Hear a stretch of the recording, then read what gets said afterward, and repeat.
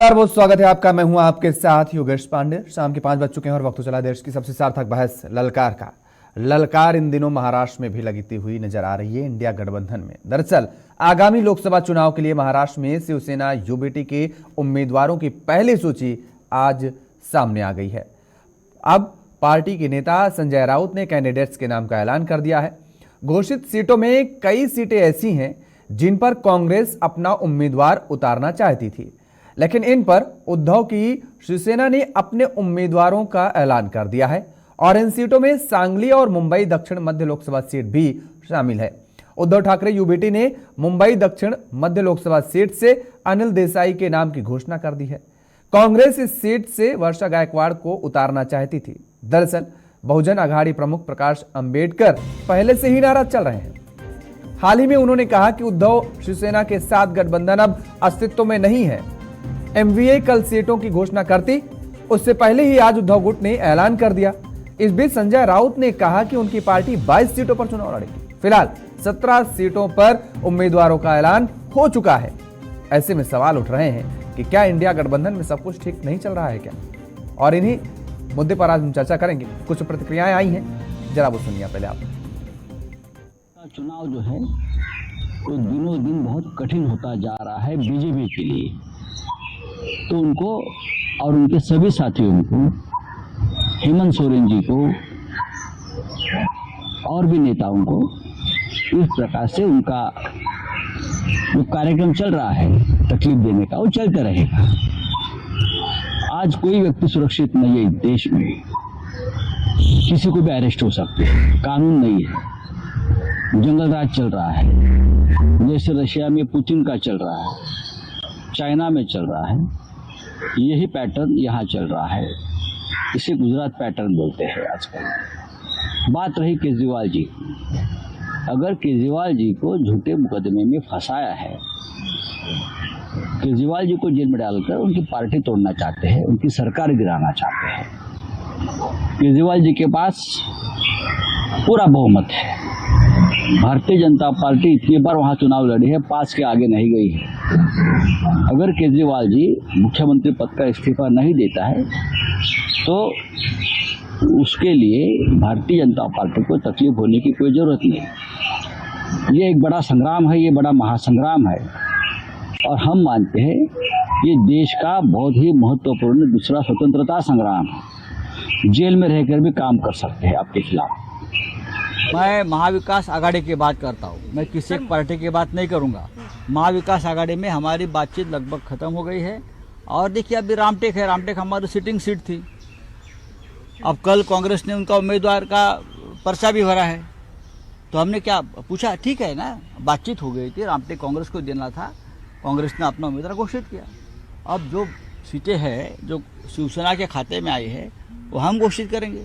अगर बाला साहब थोराट जी खुद नेगोशिएशन करने वाली टीम के एक सदस्य थे और अगर वो कह रहे हैं रीथिंक करना चाहिए, मतलब उनकी बात भी नहीं सुनी गई, तो जो नेगोशिएशन करने वाली जो टीम थी, जब उनकी ही बात नहीं सुनी गई है तो निश्चित तौर पर हम सब फेल हो गए।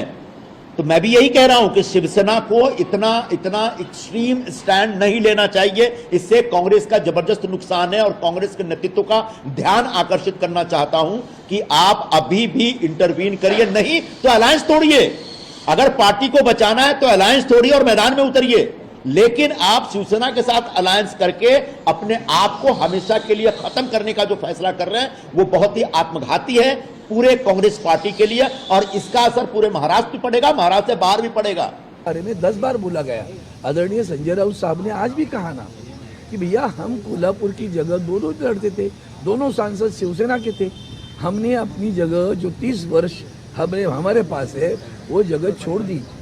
माननीय आदरणीय छत्रपति शाहू महाराज जी वहाँ कांग्रेस पार्टी की चुनाव चिन्ह लेकर कांग्रेस पार्टी के प्रत्याशी करके चुनाव लड़ रहे हैं। जब हमने अपनी जगह उनके लिए छोड़ दी, पश्चिम महाराष्ट्र में हमारे लिए एक जगह चाहिए थी और हमने इसके लिए उनके साथ बातें करके, अरे भैया मेरे हाथ जोड़ता हूँ, सब छोड़ो, कौन है मुझे नहीं मालूम। पार्टी के नेताओं ने हमारे पास, तो आप जानते हो बहुत बड़ी डिसिप्लिन होती है। आदरणीय उद्धव साहब ने एक बार घोषित कर दिया, खत्म बात। तो वो फालतू क्या बोलते हैं, हमारे बाला साहब कहते थे, वो लोकशाही नहीं मानते हम लोग, वो जनतंत्र नहीं होता। तो आपने प्रतिक्रियाएं नेताओं की सुनी और अब महाराष्ट्र में घमासान इंडिया गठबंधन के अंदर छिड़ा हुआ है। हमारे साथ कुछ मेहमान जुड़े हुए हैं, आपका तारुफ करा देते हैं। आज इसी मुद्दे पर हम चर्चा करेंगे और समझने की कोशिश करेंगे कि आखिर चल क्या रहा है। नेहा सालनी दुआ जी हैं, भारतीय जनता पार्टी के नेता हैं। राकेश शेट्टी जी कांग्रेस प्रवक्ता हमारे साथ जुड़े हुए। विक्रम यादव जी शिवसेना का पक्ष रखेंगे और अमिताभ कुमार जी हमारे साथ वरिष्ठ पत्रकार जुड़े हुए हैं। सभी मेहमानों का बहुत स्वागत है। राकेश शेट्टी जी, इंडिया गठबंधन में जिस तरीके से छिड़ा हुआ है ये घमासान, 24 की तो नहीं लग रही है राह आसान है आप लोगों की? घमासान नहीं है कि ये सच बात है कि 4 सीटें Mumbai north west, Mumbai north east, Mumbai south central और सांगली की सीट, ये जो 17 का लिस्ट शिवसेना ने जो आज निकाला उसमें से 4 सीटें ऐसी है जो कांग्रेस क्लेम कर रही। क्योंकि आप देखिए मुंबई जो है यहाँ पे कुल 6 सीटें है लोकसभा के। पिछले चुनाव में शिवसेना 3 सीट जीती थी। जाहिर सी बात है कि बाकी 3 सीटों में कांग्रेस को लड़ना था और वो 3 जो जीती थी शिवसेना उसमें भी 2 लोग उनको छोड़कर शिंदे सेना में चले गए। तो ये बात थी और मुझे ऐसा लगता है कि हाँ ये बात सही है कि कांग्रेस को कॉन्फिडेंस में नहीं लिया गया और इन्होंने बहुत जल्दबाजी में ये लिस्ट बाहर भेजा है। मगर बड़ा इशू नहीं है इसको। आज आप बड़ा इशू नहीं है बता रहे हैं आप वासनिक जी है हाँ। ये उद्धव जी ठाकरे से बात करके कोई ना कोई सोल्यूशन जल्दी बाहर आएगा। आप कह रहे हैं कि बड़ा इशू नहीं है और आपके नेता कह रहे हैं गठबंधन तोड़ने तक का जिक्र कर रहे हैं। अपने पैर पे कुल्हाड़ी कांग्रेस अपने आप को खत्म करने के लिए ये पूरा प्लान कर रही है। अभी आप सुन रहे थे, ये हम नहीं कह रहे हैं, आपके नेता कह रहे हैं। देखिए संजय निरुपम जी वो अपनी भावना रख रहे थे, मगर हमें पता है कि आज देश के सामने जो बड़ा चैलेंज ये है, जो सांप्रदायिक ताकत है उनको रोकने की जरूरत है और उसके लिए 1-2 सीट का अरविंद सावंत हो सकता है हमें करना पड़े। शिवसेना यूबीटी के नेता अरविंद सावंत भी अपनी भावनाओं को रख रहे थे। वो कह रहे थे कि आप तो लोकशाही के मानने वाले ही नहीं है। अरविंद सावंत जी को भी आपने सुना ना, वो तो कह रहे हैं कि लोकशाही को तो आप मानते ही नहीं। आप जो बीजेपी पर आरोप लगा रहे हैं, आपके सहयोगी दल तो आप पर आरोप लगा रहे हैं। वो देखिए शिवसेना का स्टाइल ऑफ फंक्शनिंग अलग है। आप जानते हैं कि बाला साहेब ठाकरे हो, उसके बाद उद्धव जी ठाकरे हो, उनके यहाँ पे आदेश चलता है। मगर कांग्रेस पार्टी आप जानते हैं कि हमारे इधर सीईसी होता है, उसके में चयन होने के बाद जो सीडब्ल्यूसी में जाकर बाद में ये फाइनलाइज होता है हमारे यहाँ पे। तो बातचीत सिर्फ 4 सीटों का है। मुझे लगता है इसको ज्यादा तवज्जो देने की जरूरत नहीं, आज शाम तक सब ठीक हो जाएगा। चलिए, आप ये बड़ा दावा कर रहे हैं, लेकिन एक बात ये भी कह रहे हैं कि दरअसल शिवसेना यूबीटी में आदेश चलता है। विक्रम यादव जी, कहां आदेश चलता है और कहां पर लोकतंत्र का ख्याल रखा जाता है, संविधान का ख्याल रखा जाता है? दोनों लोग एक दूसरे पर वही लोकशाही को ना मानने वाले वही आरोप लगा रहे हैं, संविधान को ना मानने की बात कर रहे हैं। देखिए, शीर्ष नेतृत्व या पार्टी की तरफ से कोई ऐसी बात आई नहीं है। संजय निरुपम अपनी भावना है, उनकी जो भी अपने विचार हैं वो सब ऐसी बातें कह रहे हैं, लेकिन पूरी शिवसेना और कांग्रेस पूरी सहमति बना के हर चीज कर रही है। और आगे संजय राउत को, अरे आप कह रहे हैं शीर्ष नेतृत्व नहीं है, आपने सुना क्या? शिवसेना संजय राउत को मानती है, आप मानते हैं उनको नेता? शीर्ष नेतृत्व तो मानते हैं। वो तो कह रहे हैं बात खत्म हो गई, ये तो फिर से उनकी बात सुनवा दें। अभी उनको सुनवा, उन्होंने कहा कि बात खत्म, बात फाइनलाइज हो गई है, जो बात होनी थी हो गई। अब सीटों का बंटवारा, सीटों का ऐलान हो गया। आपने संजय निरुपम जी का कहा ना? नहीं, संजय निरुपम जी के साथ संजय राउत जी की भी बात सुनवाई, आपने सुनी नहीं क्या? संजय राउत जी भी कह रहे हैं सीटों का बंटवारा फाइनलाइज हो गया, जो बात होनी थी हो गई, बात खत्म हो गई। अब तो सही है। हमारी पार्टी में सारा कुछ एक अनुशासन है, सारा कुछ है। ऊपर से जो कहा गया है वही सब, उसी पे सब चलते हैं। कहीं से कोई ऐसा अलग से सुर नहीं निकलते किसी के भी। जो ऊपर से कहा जाए तो उसको मानी जाती है वो बात। तो जहां पे अगर कोई विरोध होगा तो सामने आता। अभी संजय निरुपम जी कह रहे हैं, बाकी पार्टी कांग्रेस पार्टी से भी कोई विरोध मुझे तो सुना नहीं अभी तक। तो ये उनके अपने विचार हो सकते हैं, उसके ऊपर वो जो कह रहे हैं तो वो देखते हैं। उसमें पार्टी आगे कोई अगर बात करेगी, कांग्रेस का शीर्ष नेतृत्व कुछ बात करता है, क्या करता है, तो इस पर सहमति जो भी बनेगी वो कर ली जाएगी। एमवीए की तरफ मुझे नहीं लग रहा, लेकिन कोई और पार्टी की तरफ से कोई विरोध। ठीक, एमवीए की तरफ से जब कल प्रत्याशियों का संयुक्त रूप से ऐलान होना था तो इतनी जल्दबाजी शिवसेना ने क्यों दिखाई? आज 17 नामों को फाइनलाइज कर दिया और ऐलान कर दिया। नहीं तो फाइनल हो गए तो ऐलान कर दिया, इसमें क्या, इसमें तो ऐसा कुछ वो नहीं है भाई, फाइनल हो गए नाम और उसको ऐलान कर दिया, उसका ऐलान तो करना ही था। तो इसमें तो ऐसी कोई बात नहीं है कि भाई इसके लिए रोका जाए। इसमें अगर कहीं कोई, मैंने बताया ना, कोई विरोध हो कुछ हो, वो तो सब देखा जाता है, लेकिन ये ठीक तो है। खाली संजय निरुपम जी बोल रहे हैं, उनका अपने विचार हैं जो भी हैं, वो तो वो बोल रहे हैं। चलिए ठीक है। शालिनी जी, नेहा शालिनी दुआ जी, ठीक ठाक तो मुझे लगता है एनडीए में भी नहीं चल रहा क्या? क्योंकि अजीत पवार जी नाराज बताए जा रहे हैं, उनकी सीटों की जो मांग है वो एनडीए यानी भारतीय जनता पार्टी पूरी नहीं करती नजर आ रही है।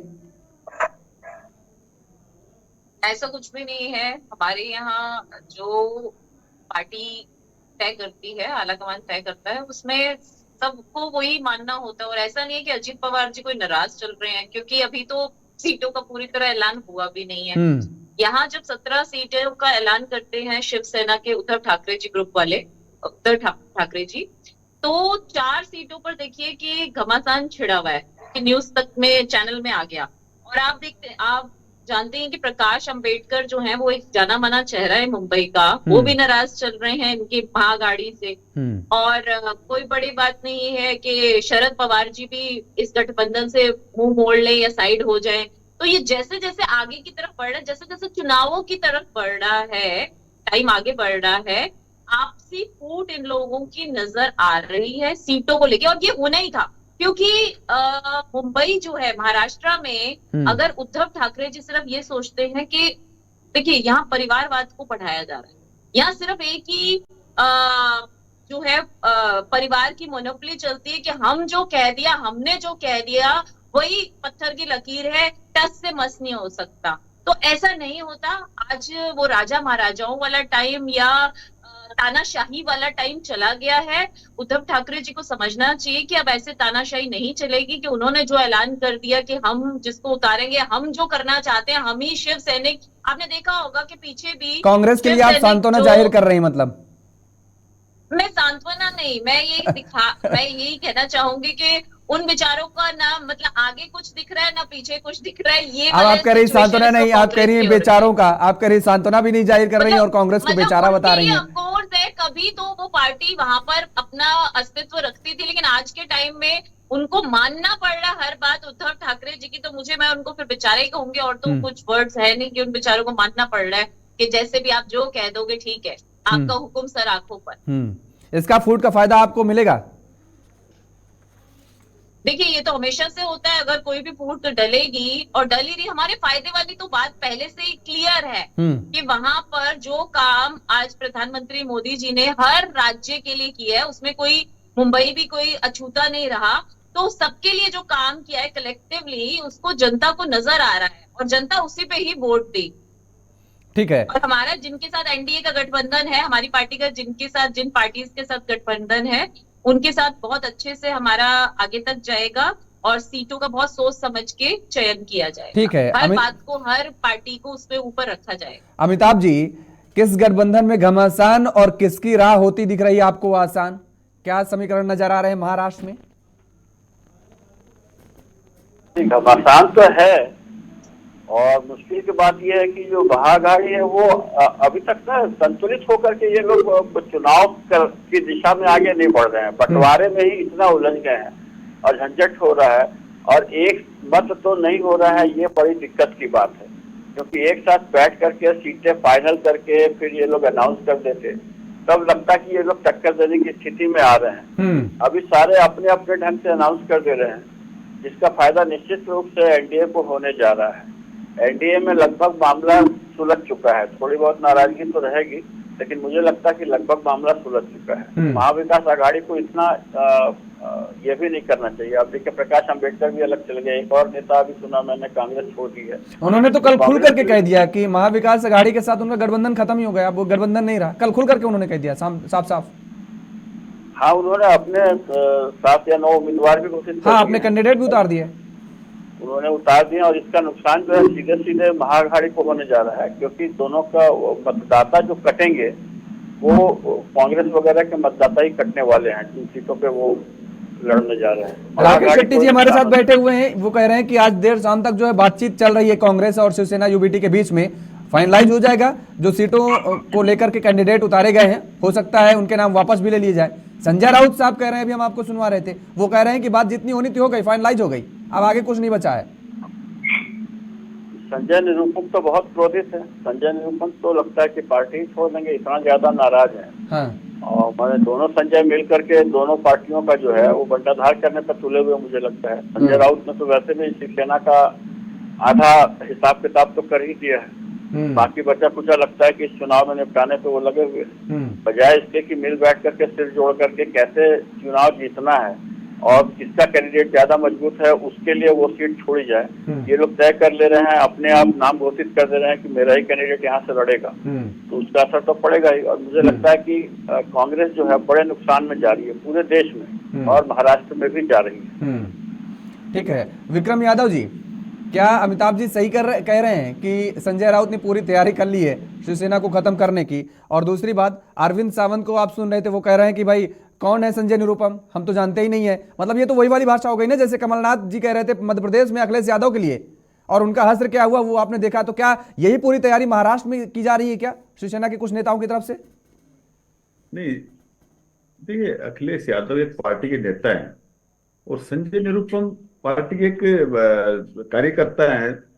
पार्टी कुछ बोलेगी नहीं, अरविंद सावंत जी सही करे, पार्टी कुछ बोलेगी तो जवाब देंगे। अब ऐसे कोई बोलता है तो उसका जवाब, अरे कोई क्या बोलता है, वो राष्ट्रीय प्रवक्ता, अरे वो प्रवक्ता है भैया, नहीं, अपनी तरफ से किसी कुछ भी विचार, जिम्मेदार व्यक्ति हैं उनके अपने। देखिए, ये जो बातें कर रहे हैं, नहीं ऐसा, देखो मैं एक एक चीज को आपको कह रहा हूँ कि ये जो कह रहे हैं कि भाई संजय राउत ने पार्टी को बर्बाद कर दिया, ये कर दिया, ये सब बेवकूफ की बातें हैं। आप मुझे बताइए, इतने दल इन्होंने इकट्ठे कर लिए, अब ये टिकट देने पे इनकी सहमति बन नहीं पाई है, अभी इलेक्शन लड़ेंगे, कल इनकी मंत्रालयों पर मारामारी होगी, जैसे पहले भी इन्होंने जब सरकार तोड़ी थी कितने दिन तक मंत्रालय नहीं दे पाए थे। ये तो आगे असली युद्ध तो इनके अंदर होना है। ये देश, ये पार्टियां अब कहीं नहीं ठहरेंगी, क्योंकि एक तरफ ही इनको तानाचा मार रहे हैं, कह रहे हैं कि भाई 400 पार में करेंगे 370 तो हम ही लेंगे, और जो 30 सीटें है ना वो ये 38 जो दल हैं इनके लिए कह रहे हैं। तो इनको तो पहले से इतना छोटा दिखा रहे हैं, तो उनकी तो कोई अहमियत ही नहीं है, तो वो कहाँ मतलब इस चीज को सीरियस लेके चलेंगे। तो इनके तो जब बंटवारे होंगे मंत्रालय पे तो कहेंगे 370 तो हमारी थी पहले से, तुम्हें क्या देंगे, तो वो फिर उनको क्या मिलेगा। लेकिन नाराजगी तो वहां से शुरू होनी है। नेतृत्व का आप बरकरार, बाद में नेतृत्व की तो आप तारीफ करेंगे ना कि उन छोटे दलों को जितना आप नीचा सोच रहे हैं या दिखाने की कोशिश कर रहे हैं, या आप बता रहे हैं या बीजेपी दिखा रही है, आपकी ये आरोप है, तब भी वो छिटक नहीं रहे ना, साथ में लगे हुए एनडीए, कोई आवाज तो नहीं आ रही है आप लोगों की तरफ से। तो आज दिन कहीं आज मध्य प्रदेश से, कल यूपी से, परसों बिहार से, कहीं ना कहीं से आती रहती है। वो तो इसी उम्मीद में है ना कि भाई कल को हमें मंत्रालय दिया जाएगा, मंत्रालय किसको देंगे। तो बाद में, मैं बाद की बात कर रहा हूँ, बाद में तो युद्ध होना ही है, ये गठबंधन बरकरार रहेगा कि नहीं रहेगा। और जहां तक मुझे तो लगता है कि सीटें इनकी 200 से ज्यादा आएंगी नहीं। अभी 400 पार का तो जनता से जबरदस्ती बुलवा रहे हैं ना कि बोलो 400 पार 400 पार, तो ऐसे कोई 400 पार थोड़े आ जाएंगी। ये तो पहले भी हर इलेक्शन में बोलते हैं, क्या हाल होता है। हिमाचल में बोला था, कर्नाटक में बोला था और हरियाणा में बोला था। और आप आज ये जैसे कहते थे कि भाई कांग्रेस मुक्त भारत करेंगे, वो सारे कांग्रेस इधर शिफ्ट कर लिए इन्होंने। तो ये किस मानसिकता से कहते थे समझ नहीं आ रहा। अभी हरियाणा में इन्होंने सीटों का ऐलान किया, वो सारे के सारे कांग्रेस ही है। आप जरा देख लो निकाल के। हाँ, सही कह रहे हैं आप। तो इनके पास है क्या, एक तरफ ये कहते हैं भ्रष्टाचारी ये सब, और उन भ्रष्टाचारियों को अपने पास लेते हैं। तो अब असली भ्रष्टाचार से लड़ते कौन है कि भ्रष्टाचार से लड़ो और भ्रष्टाचारियों को गले लगाओ, ये तो इनकी अभी नीति चल रही है। वो जो गारंटी, जो पहले जो जुमला मारते थे ना, उसका नाम चेंज करके अब गारंटी कर दिया कि भाई हम गारंटी देते हैं, न खाएंगे न खाने देंगे, भ्रष्टाचारियों को हम उनके अंजाम तक पहुंचाएंगे। और वो किस तरीके से फडणवीस वो शोले फिल्म का वो एक्टिंग कर करके बोल रहा था ना, चक्की पिसिंग अजीत पवार के लिए 75,000 करोड़ रुपए के आरोप लगाए थे आपके चैनल पे, आप लोग मीडिया वालों, आपको तो पता ही है। और किस प्रकार से देखो उनको अपने गले लगा लिया और लोग, और ये फिर अपने आप को थोड़ा छाती करे, कहते नहीं हम भ्रष्टाचारियों को उनको सजा देंगे, उनके लिए ये करेंगे। तो कहां हो रहा है ये सब। आप देखो, अजीत पवार हो, शिंदे हो, नारायण राणे हो, बंगाल में सुवेंदु अधिकारी हो, सर्वानंद, वो ये क्या नाम है इनका, हेमंत बिस्वा शर्मा हो, सारे के सारे इन्होंने ले लिए जिनके ऊपर इन्होंने आरोप लगाए। तो आज मैं समझता हूं कि बीजेपी से बड़ी भ्रष्टाचार पार्टी कोई नहीं है जिसका की प्रूव है, क्योंकि जिनको इन्होंने भ्रष्टाचारी बताया वो सब इनके पास है। ठीक है, क्या देश को क्या देंगे, क्योंकि इनको तो यही था कि भाई ये इतने तगड़े। अभी देखो ये कह रहे हैं कि भाई 400 पार, तो इन्होंने राज ठाकरे पे भी डोरे डाले, राज ठाकरे को बुला रहे, वो इधर ये मोर्चा खोल दिया था, राज ठाकरे ने एक बार कहा था कि मैं अयोध्या आऊंगा, तो उन्होंने तो मोर्चा खोल दिया था कि भाई ये तो हिंदुओं को मारता है मुंबई में, वहां घुसने नहीं देता नॉर्थ इंडियन, हम इसको यूपी में घुसने नहीं देंगे। अब इन्होंने पार्टी में घुसा रहे हैं ये। तो ये लोगों की कोई नीति नहीं है, कोई सिद्धांत नहीं है, लोगों को बस बेवकूफ बनाना, लोगों को जुमले दे दे करके ना लोगों को ऐसा बेवकूफ बनाना, और पब्लिक जो है ना वो बेवकूफ बन रही है, क्योंकि मीडिया आज ये जो मीडिया में दिखाते हैं ना वही पब्लिक मानती है, मीडिया इनका है सारा, तो फिर मीडिया मतलब वो सारा पब्लिक जो है ना, ये में जो पब्लिक कहते पढ़ी हैं लिखी मीडिया नहीं वही आपके दिखाता है, मुताबिक? वही पब्लिक मानती है, बस ये चल रहा है। क्या पब्लिक पढ़ी लिखी ही नहीं, बेवकूफ है आप तो कह रहे हैं पब्लिक को? सारे पढ़े लिखे इन्हीं की पार्टी के लोग हैं। भाई आप ये देखो ना, बाकी तो आप सब देखो, अनपढ़ हैं। आपके यहाँ से ही तो पीएचडी करके नहीं, निकले हैं शायद सारे। मैडम जितने नेता आपने पढ़े लिखे आपने आप आरोप ही हैं। आपने हमारे अजीत यहाँ, पवार पे हमारी आपने पार्टी अजीत में पवार पे आरोप या लगाया। आम जनता जो है वो बेचारी तो अनपढ़ है, उनको तो आपने डिग्रियां देनी है, लेकिन जनता आपको जवाब अरे देगी अभी चुनाव पब्लिक में, को- आपको पता लग जाएगा कितनी जनता पढ़ी लिखी है और कितने आपको देखिए मैंने कहा 200, आप 400 कह रहे हो, आप 400 कह रहे हो, मैं कह रहा हूँ 200 भी नहीं आएंगे। 400 कह रहे हैं तो आप 400 कह रहे हो, मैं कह रहा हूँ 200 भी नहीं आएंगे, 200 भी नहीं कह आएंगे। रहे हैं कि चलिए आप भी यही हैं, हम भी यही हैं, अरे अभी 200 चुनाव भी नहीं आने आएंगे। वाले, कोई बहुत टाइम है, 200 आएंगे 200 भी या नहीं आएंगे, 400 मैं कह रहा हूँ। से पार जाएंगे या भाई, आपको पता और चल जाएगा। बैलेट पेपर पे अगर प्रॉब्लम चुनाव ये है कि होता आप है, अपने गुट को संभाल अगर नहीं पा बैलेट रहे, पेपर आप अगर लोग बैलेट आपस पेपर में पर लड़ चुनाव होता है झगड़ तो रहे हो, आप 50 लोगों सीट की से ज्यादा आपस नहीं में आएंगी। कोई तालमेल नहीं है। अगर बैलेट अब पेपर पर ये चुनाव होता है तो प्रॉब्लम 50 हो से रही ज्यादा नहीं है आएंगे। कि इनके साथ राज ठाकरे जी भी आ गए, इनके साथ अजीत पवार जी भी आ गए, इनके साथ भाजपा के साथ ही सारे लोग क्यों ज्वाइन, भाजपा के साथ ही चौहान के भी चले गए, चौहान के अरे साथ आप ही चले विरोध गए, करते थे, कांग्रेस के आप ही नेता। विरोध करते ये थे, प्रॉब्लम आपने तो आपको विरोध हो किया। रही है कि सब आपको छोड़ आपने के क्यों जा रहे हैं, राज लेकिन ठाकरे के आपको खिलाफ समझ मोर्चा नहीं खोला आता कि नहीं सब खोला? आपको छोड़ के क्यों जा राज रहे हैं। ठाकरे के खिलाफ सब मोर्चा आपको खोला छोड़ आपने के कि नहीं इसलिए जा खोला रहे हैं था? कि आपकी नीति जो आपने है ना, आप वो मुझे एक बताओ, चीज पे आपने तो चलती खोला है, था परिवार के भाई। ऊपर। आप ही यहाँ जो अजीत आज पवार के है, ऊपर आप लोगों ने उसी आरोप के लगाए, बेटे नीचे बनेंगे देवेंद्र सीएम फडणवीस ने अगर किस कभी प्रकार बने से तो, आरोप लगाए। नहीं तो उनके आगे बेटे बनेंगे सीएम। हमारी पार्टी में ऐसा कुछ नहीं है, हर किसी को मौका मिलता है, इसी कारण से हमारी पार्टी के अरे साथ आपकी लोग पार्टी में जुड़ते किसको हैं। मौका मिल गया? आपकी पार्टी के लोग भी जुड़ आप रहे सिर्फ हैं, ठीकरा फोड़ते हो, जब पार्टी के लोग भी जुड़ रहे हैं, इलेक्शन क्योंकि पास में उनको आते उम्मीद हैं है, तो किसी उनको को बदल उम्मीद है करके ना यही सारा पार्टी है, ठीकरा कल उस को पर फोड़ते हमको हो सीएम और बना टिकट काट सकती देते हो, है, उन लोगों पे हमको ठीकरा फोड़ते पीएम हो। भी बना सकती अभी है, हरियाणा में कुछ भी सीएम बना चेंज सकती किया है, इन्होंने, लेकिन ये लोग हमें अभी कहीं इन्होंने आगे नहीं हरियाणा में बढ़ने सीएम देंगे, चेंज क्योंकि किया इनको परिवार और से किसी आगे तो कुछ दिखाई ही नहीं ओबीसी को देता। बनाया, वो सारा ठीकरा ओबीसी के ऊपर हम तो फोड़ेंगे, सबको क्योंकि कर रहे ओबीसी हैं, को हम तो सबको दे ये रहे हैं। ओबीसी को नहीं कई चाहते लोगों को तो उम्मीद और ही नहीं ओबीसी होती को हमेशा ये कि वो बदनाम करते हैं। मुख्यमंत्री बन अब जाएंगे ये सारा का और सारा उनके लिए भी ठीकरा जो है ना, ताज्जुब होता है, ये उसको हमारे फोड़ेंगे। लिए भी बहुत बड़ा वो होता है और कि इन्होंने देखिए, जितनी हमारी ठीक है। पार्टी टिकट और काटी अच्छा है, लगता है कि उन हमारी लोगों को पार्टी बेचारों किसी पे को भी ठीकरा मौका फोड़ते दे हैं। सकती है।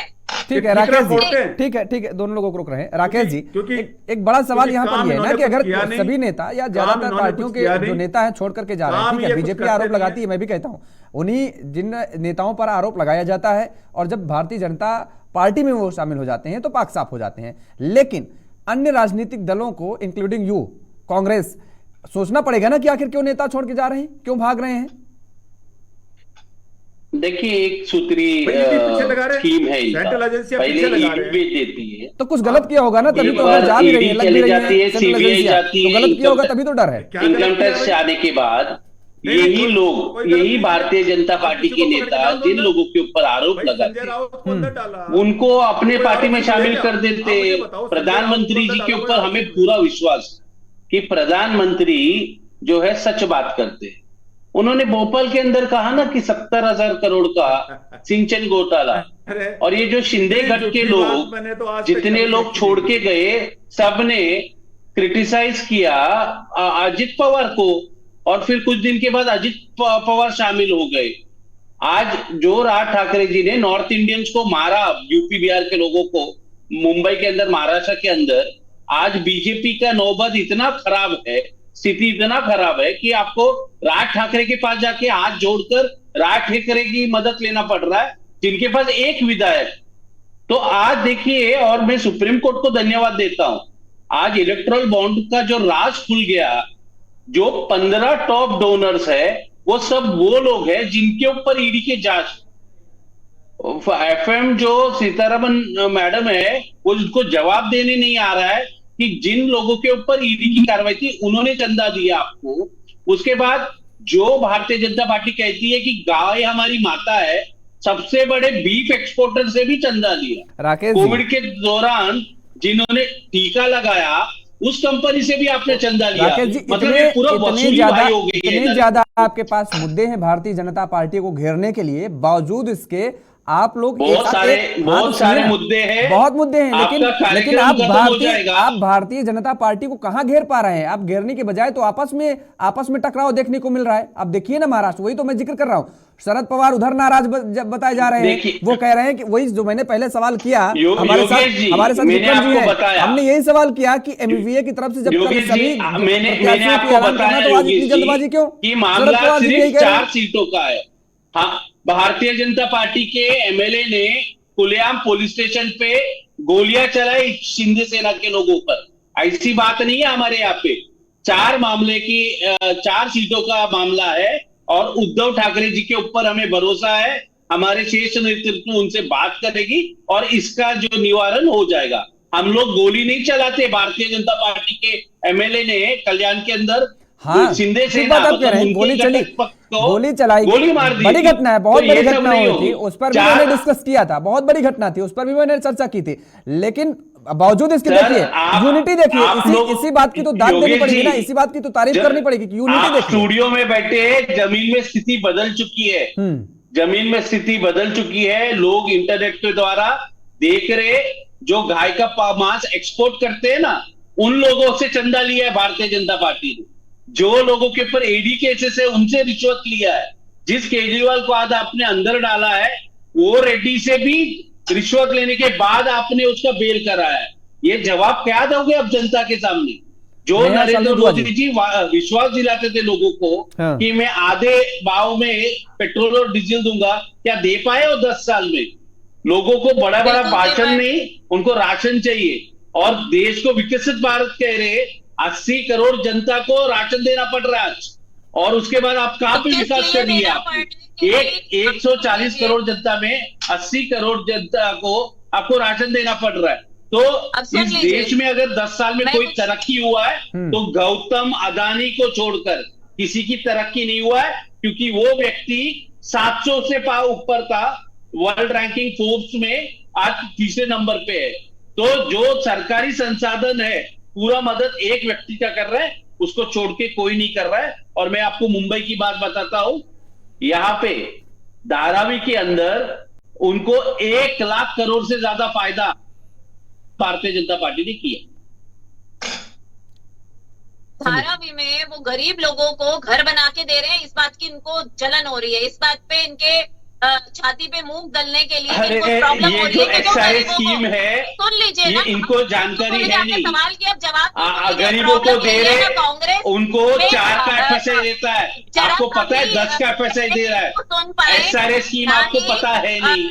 आप प्रवक्ता पढ़ाई तो करके आइए। जो पूरे मुंबई का रीडेवलपमेंट है, इसमें एक्साइज स्कीम के द्वारा करते हैं, इसमें 4 का एफएसआई है। आपको नरेंद्र मोदी जी ने इनको 10 का एफएसआई दिया है। एक व्यक्ति को पैसा बनाने वाले के लिए आप स्कीम को बदल रहे। जो स्कीम सभी बिल्डरों के ऊपर लागू है, इनको स्पेशल आवंटन करने की जरूरत क्या थी?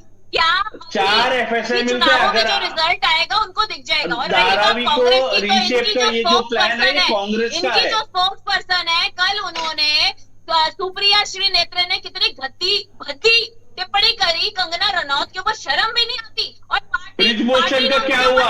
आप सो रहे थे क्या? ब्रिजभूषण का क्या हुआ? और राम रहीम को बेल दे दिया आपने।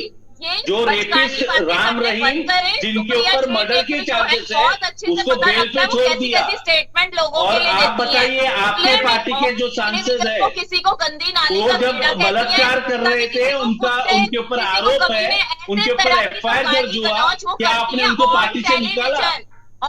और इनकी मानसिकता देखिए कि फीमेल के लिए लिखते हैं, क्या भाव चल रहा है मिट्टी का। अरे आप नरेंद्र मोदी जी की पत्नी को न्याय दिलाइए। महिला विरोधी नरेंद्र मोदी जी की पत्नी को गुजरात पुलिस बाहर भेजने को अलाउ नहीं करती, उनको बंदी बना के रखिए। छोड़कर आप क्या महिलाओं के अधिकार की बात कर रहे हैं? क्यों आ रहे हैं? आप यूट्यूब में जाके अमित शाह का बातचीत सुनिए जरा। देखिए, कोबरा पोस्ट करके वेबसाइट है, अमित शाह का बातचीत सुनिए। किस तरह एक महिला के ऊपर गुप्त कॉल रिकॉर्डिंग करते, कॉल सुनते, कहाँ पे महिला की बात कर रहे हैं आप?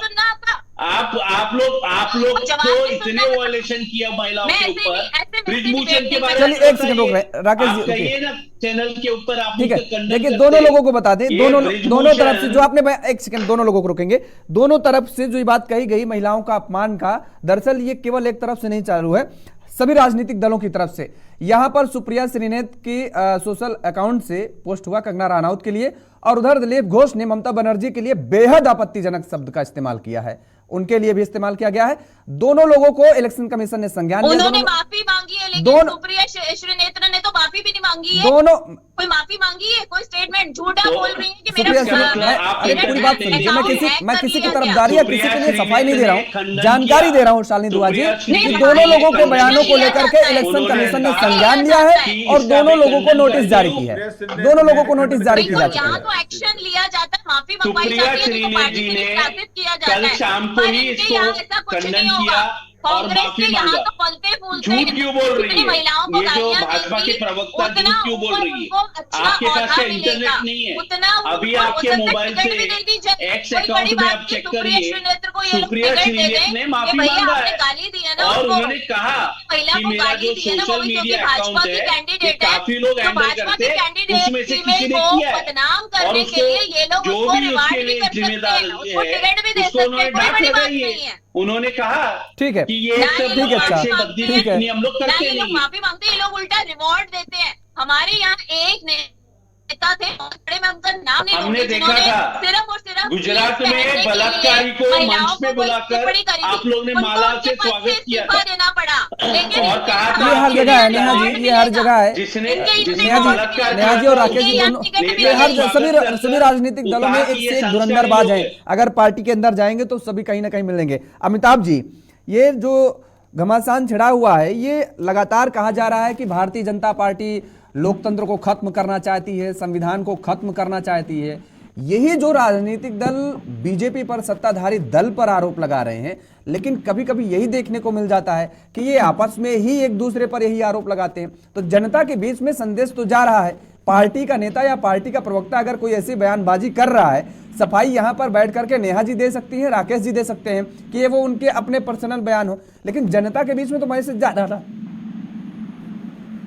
भाई वो आपके प्रतिनिधि हैं और आम जन से सीधा संपर्क में है और आम पब्लिक के बीच में सरेआम कुछ भी बोलते हैं, तो आपकी जिम्मेवारी बनती है।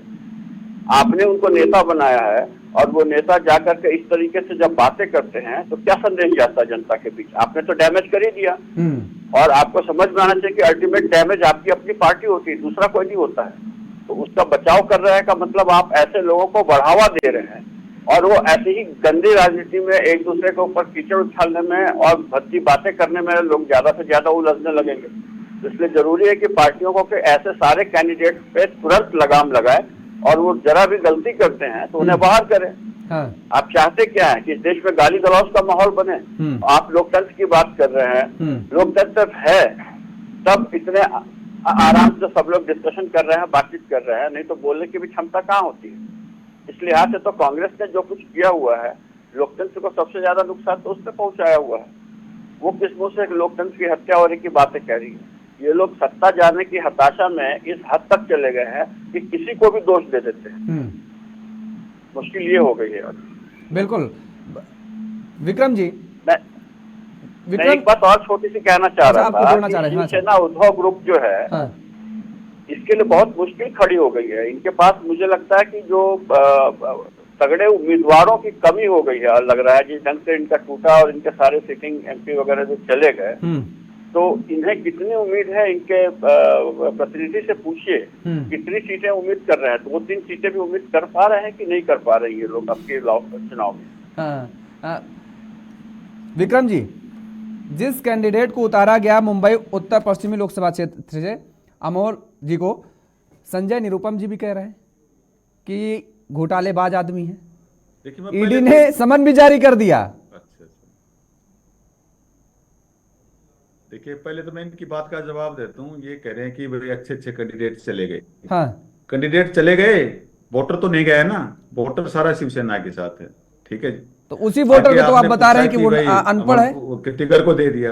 और संजय निरुपम पहले भी हारा हुआ उस सीट से, किस तरह के क्लेम कर रहा है? वो तो करीब 2 लाख से ऊपर वोटों से हारे हुए हैं। वो हमारी सीट थी, शिवसेना की सीट रही है, साथ अपना तो शिवसेना महाअघाड़ी को बना ली दी थी। है। तो पहले संजय निरुपम तो मोदी पहले भी जी हारे के हुए। नाम पे मुंबईकर्स ने दिए थे वोट इन लोगों को। इनको ये बात याद नहीं है शायद। गठबंधन करके तोड़ा इन लोगों ने था, ये दूसरी पार्टी के साथ मिल गए थे। जनता ने चुनाव जब ये जीते थे तो मोदी जी की शक्ल में चुनाव जीते थे ये लोग, ऐसे ही नहीं जीते थे। हमारे साथ इनका गठबंधन था और उसके बाद इन्होंने तोड़ के अघाड़ी, अपनी महाअघाड़ी बनाई। तो जनता इनको जवाब बिल्कुल अभी देगी, बहुत अच्छे से जवाब देगी कि इनको कि क्या सीटें आएंगी। मुझे तो लगता है 1 सीट भी नहीं आएगी, लेकिन चलिए जो भी आएगा तो जनता बता देगी इनको। अरे जनता जवाब देती तो अंधेरी चुनाव से क्यों भाग लिए थे? जनता ने पुन्ना पेट वाली सीट भी का भी जवाब दे दिया तुम्हें, कितनी बातों जवाब दे दिया। अब कितना जवाब और लोगे? अंधेरी सीट से क्यों भागे थे? जबकि तुमने चुनाव चिन्ह भी छीन लिया था, नाम भी छीन लिया था, सब कुछ छीन लिया था। क्यों भागे थे अंधेरी सीट से? नाम पे थे मोदी जी के नाम पे। अंधेरी सीट से क्यों भागे थे? मुझे जवाब दो। मुंबई में किसके नाम पे जीते थे? महाराष्ट्र मोदी जी के साथ ही जीते थे ना, हमारे साथ ही जीते थे। उसके बाद जो आप लोगों ने किया बेईमानियां, महाअघाड़ी बना ली, तो आप लोगों को जनता ने आपके जो विधायक छोड़ के आपको गए ना, वो आप लोगों की करनियां थी कि आप लोगों को बेईमानी की आदत पड़ गई थी और आपको भ्रष्टाचार की आदत थी। इसलिए आपके आधे से ज्यादा विधायक जो है वो शिंदे ग्रुप वाले, वो शिंदे जी के साथ हो गए, इसीलिए हुए हैं, वरना आपके साथ नहीं रहते। ये पुत्र मोह ने सब कुछ किया है। ये आपके जो नेता के पुत्र मोह ने सब कुछ किया है। जनता जानती है और जनता जवाब दे देगी। मोदी जी के नाम पे जीतते तो ठाकरे की चेहरे की जरूरत नहीं पड़ती। क्यों ठाकरे का चेहरा लिए फिर रहे हो? चलिए कोई अगर मोदी जी का चेहरा लगाओ, अगर मोदी जी के नाम पे जीतते, क्यों चेहरा ले रहे हो? हटाओ जरा चेहरा, महाराष्ट्र की जनता सिखा देगी सबक तुम्हें। बाकी दूसरे क्यों चेहरा लगा के फिर रहे हो? ठाकरे भी कोई है, वो भी ठाकरे, तो जनता जानती है।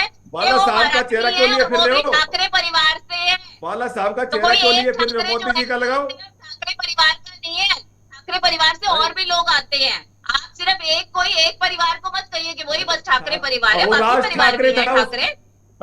तभी तो राज ठाकरे को लिया है, क्योंकि ठाकरे परिवार से ही वोट मिल रही है तुम्हें।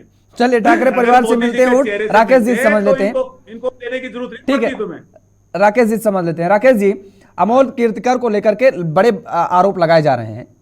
आप तो बीजेपी पर आरोप लगाते हैं घोटालेबाज घपलेबाज का, ठीक है, कि उसमें बड़ा भ्रष्टाचार हुआ है। सरकार जाएगी तो आप बड़ा खुलासा करेंगे, आपकी सरकार अगर बनती है। अब आप ही के नेता, जब आप ही की सहयोगी दल के प्रत्याशी पर इतने बड़े गंभीर आरोप लगा रहे हैं और घोटालों में वो फंसे हुए हैं। देखिए, अमोल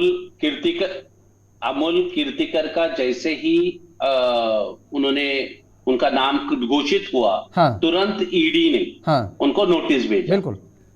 और ये तो सभी लोगों के खिलाफ वैसे ही कर रहे हैं, क्योंकि इनके पास आज चुनाव लड़ने के लिए कोई मुद्दा बचा नहीं। जो वचन इन्होंने लोगों से 10 साल में किए, कोई पूरा नहीं हुआ। हमारी वो बहन भारतीय जनता पार्टी की कह रही थी उनको शायद से मुंबई का स्थिति का जानकारी नहीं है, वो नहीं बता पा रही थी। देखिए, मुंबई में, महाराष्ट्र में महानगर पालिका, नगर पालिका का चुनाव आज 4-4 साल से भारतीय जनता पार्टी ले नहीं पा रही। और क्यों नहीं ले रही है? क्योंकि उनको पता है कि वो बहुत बुरी तरह हारेंगे। और चंडीगढ़ में भी आपने देखा किस तरह आपके जो निर्वाचन आयोग के जो लोग थे, उन्होंने खुलेआम धांधली की और सुप्रीम कोर्ट के फटकार के बाद आम आदमी पार्टी का मेयर वहां पे बैठा। कम से कम सुप्रीम कोर्ट का ऑर्डर तो मानते हैं। आप लोग तो ये कह देते हो, आप लोग तो ये कह देते हो कि सुप्रीम कोर्ट भी बिका हुआ है। आप लोग के नेता तो ये कहने से भी नहीं वो पीछे हटते। तो शर्म आनी चाहिए आप लोगों को। आप लोगों को तो हर कोई बिका हुआ लगता है। आप लोग कम से कम मानते हैं अगर हमारे मुंबई महाराष्ट्र में चुनाव नहीं कराना वही दिखाता है कि भारतीय जनता पार्टी बहुत घबराई हुई है। और संजय निरुपम जी का जो भी व्यक्तित्व है वो उसका मैं खंडन करता हूँ। इस तरह हमारे अलायंस पार्टनर के ऊपर आरोप लगाना, टिप्पणी करना, ये गलत है। अरे देखिएगा, वो भी छोड़ करके चले न जाए। बहुत गुस्से में नजर आ रहे थे। अभी हमने जब उनकी बाइट सुना रहे थे तो आपने देखा होगा कितने नाराज नजर आ रहे हैं। वो तो ये कह रहे हैं कि गठबंधन तोड़ दीजिए और इसका असर केवल महाराष्ट्र में नहीं देश भर में पड़ेगा, वो कह रहे हैं। नहीं, देखिए, ये जो आपको बता रहा हूं कि पार्टी सबसे बड़ी होती है, व्यक्ति बहुत, कार्यकर्ता छोटा होता है। कार्यकर्ता अगर कोई भी टिप्पणी करता है, नाराज होता है, हर आदमी को चुनाव लड़ना। आपकी टिप्पणी गलत है। पार्टी कार्यकर्ता से बनती है और हमारे पार्टी तो फिर आपके कार्यकर्ता को तो दो, आप लोग क्यों इम्पोर्ट कर रहे कार्यकर्ता? कह रहे पार्टी पड़ी है। देखिए, ये भारतीय जनता पार्टी की जो हमारी बहन है, आप आपके कार्यकर्ता को क्यों नहीं देते टिकट? आप क्यों कांग्रेस, एनसीपी, शिवसेना से छोटे से छोटे कार्यकर्ता? हाँ बिल्कुल, हमने देखा कांग्रेस से लोग चाहिए आपको शिवसेना के लोग चाहिए। आपके लोगों को मतलब बनाओगे एमएलए, एमपी और मिनिस्टर? लोग कहाँ से कहाँ पहुँच जाते हैं आपके यहाँ? तो सिर्फ चुने हुए चेहरे। हाँ देखा हमने, सब कांग्रेस के लोग हैं आपके पास। क्योंकि ये इनके कार्यकर्ता किधर गए? जो भारतीय जनता पार्टी के ओरिजिनल कार्यकर्ता है वो किधर है मैडम? जो बीजेपी के कार्यकर्ता है वो किधर है? आपको क्यों जरूरत पड़ रही है इंपोर्ट करने का? आप इंपोर्ट क्यों करते हैं? वैल्यू नहीं है, आपने कहा है, मैंने थोड़ा ना कहा है। मैं तो कह रही हूँ कार्यकर्ता की बहुत बड़ी वैल्यू है। तो पार्टी सबसे बड़ी होती है। आपके नरेंद्र मोदी भी कहते हैं कि कार्यकर्ता छोटा होता है, पार्टी बड़ा होता है। नरेंद्र मोदी भी, आप नहीं मानती क्या? के समान है कार्यकर्ता। आप नहीं मानते क्या? तो जो पार्टी होती है उसका जो निर्णय है वो फाइनल होता है। आपके पार्टी ने किया ना अभी, मध्य प्रदेश का आपने मुख्यमंत्री बदल दिया, आपने अच्छा ठीक है, एक छोटा सा कमेंट, एक छोटा सा सवाल है राकेश जी, एक छोटा सा सवाल है। आप मैं एक ही बात बोलना चाहता हूँ, अगर आपके कार्यकर्ता से आपको इतना प्यार है तो आप कांग्रेस से, ठीक है, इसको मैं अमिताभ जी समझूंगा कि आखिर बीजेपी ऐसा क्यों कर रही है, लेकिन सवाल आपसे छोटा सा ये है राकेश जी, तो दूसरे पार्टी के कार्यकर्ता, ठीक है, मैं अमिताभ जी से समझ लूंगा इसको, अमिताभ जी से लूंगा ये सवाल कि आखिर ऐसा क्यों करना पड़ रहा है। लेकिन राकेश जी, 31 तारीख को इंडिया गठबंधन के सहयोगी दल दिल्ली के मुख्यमंत्री अरविंद केजरीवाल के समर्थन में एक रैली करने जा रहे हैं। क्या पंजाब कांग्रेस उसमें शामिल होगी? बिल्कुल होगी। जितने कांग्रेस पार्टी के PCC president, PCC committee member सभी शामिल होंगी। और चलिए, ये आप आश्वासन यहाँ पर देख रहे हैं, लेकिन पंजाब कांग्रेस नाराज बताई जा रही है और वो कह रहे कि वो उसका हिस्सा नहीं होगा गठबंधन का। अमिताभ जी, नाराज होना अलग बात नहीं, बता दिया गया कि वो अगर इस रैली में नहीं शामिल होंगे। पंजाब कांग्रेस की तरफ से कहा गया है कि इसका हिस्सा नहीं होंगे। वही बता रहा हूँ आपको। नहीं, जो भी कांग्रेस पार्टी का निर्णय होगा उसमें सभी कांग्रेस के कार्यकर्ता शामिल हो। ठीक है अमिताभ जी, लेकिन ये चीज तो देखने को मिल रही है राकेश जी और विक्रम जी जो बात कह रहे हैं कि जितने इंपोर्ट किए गए हैं भारतीय जनता पार्टी में नेता कांग्रेस के या अन्य राजनीति, हरियाणा की जो लोकसभा सीटों का जिक्र किया विक्रम जी ने, ठीक कहा कि कांग्रेस से जो नेता आए हैं उन्हीं को टिकट मिला है, ठीक ठाक कांग्रेस के नेताओं को टिकट दिए जा रहे हैं। एक बार दोहराइए जरा बस। कांग्रेस से जो नेता भारतीय जनता पार्टी में जा रहे हैं, अन्य राजनीतिक दलों से जो नेता बीजेपी में जा रहे हैं, उनको ठीक ठाक टिकट मिल रहे हैं, अच्छे कैंडिडेट को टिकट मिल रहे हैं जो बीजेपी में पहले से हैं। इसका मतलब क्या ये समझा जाए कि भारतीय जनता पार्टी के पास नेताओं का अभाव है या उनके पास जो नए नेता हैं वो दमदार नहीं है? नरेंद्र मोदी के चेहरे के बावजूद ये डर है कि कहीं ये सीट ऐसा तो नहीं कि फंस जाए। ये इस बात को बिल्कुल नहीं समझ रहे हैं कि चुनाव को भारतीय जनता पार्टी कितनी गंभीरता से ले रही है। 400 पार का नारा जो उसने दिया है तो वो इनके सारे वैसे नेताओं को तोड़कर अपने पास ले आ रही है जिससे वो 400 पार का अपना वो पूरा कर सके। ये इस बात को समझ ही नहीं पा रहे हैं। वो इनके नेताओं को अपने यहाँ ले जाकर के भी तवज्जो खूब सारा दे रही है। इनके यहाँ रहते हुए ये बड़े बड़े नेताओं को ये तवज्जो नहीं दे रहे हैं। आप देखिए मिलिंद देवड़ा चले गए, वहां से अशोक चौहान चले गए। ये लोग समझ नहीं पा रहे हैं कि कितना बड़ा नुकसान इनका हुआ है अपने नेताओं को सही तवज्जो नहीं देने की वजह से। और वो जो शिवसेना उद्धव गुट भाई साहब कह रहे हैं ना कि हम मतदाता तो वही है ना, इनको याद रहना चाहिए कि इन्होंने जिस मतदाता के भरोसे ये हैं उस मतदाता का भरोसा इन्होंने तोड़ा था पिछले चुनावों के बाद। उस मतदाता ने इनको भाजपा के साथ सरकार बनाने का मैंडेट दिया था और इन्होंने उनका भरोसा तोड़ दिया था। अब आपको लग रहा है कि वो आपके ऊपर भरोसा करेंगे? मुझे नहीं लग रहा है। बिल्कुल, जिस बात का जिक्र नेहा जी ने किया, खतरनाक स्थिति है, अपने आप को संभालिए, संभालना पड़ेगा। और आपस में जो कलह देखने को मिल रही है, जो आपस में फूट देखने को मिल रही है, इसका भी खामियाजा जाहिर तौर पर इंडिया गठबंधन को उठाना पड़ेगा अगर समय रहते हुए संभल नहीं पाए तो। बहरहाल समय का अभाव, इसलिए चर्चा को यहीं पे विराम देना पड़ा हमें। सभी मेहमानों का हमारे साथ जुड़ने के लिए, समय देने के लिए बहुत शुक्रिया, बहुत धन्यवाद। तो लगातार जिस तरीके से लोकसभा चुनाव को लेकर के सभी राजनीतिक दलों की तरफ से पूरी तैयारी की जा रही है और पूरी ताकत झोंकी जा रही है, लेकिन इस बीच सीट बंटवारे को लेकर के इंडिया गठबंधन में लगातार घमासान नजर आ रहा है। और ऐसे में अब महाराष्ट्र में भी सीट बंटवारे को लेकर के तकरार जारी है। अब देखने वाली बात यह होगी कि क्या सीट बंटवारे पर महाराष्ट्र में सब कुछ ठीक ठाक हो पाएगा या फिर यह तकरार और आगे बढ़ने वाली है। मेरे साथ फिलहाल इतना ही। खबरों के लिए आप देखते रहिए JK24/7 न्यूज। नमस्कार।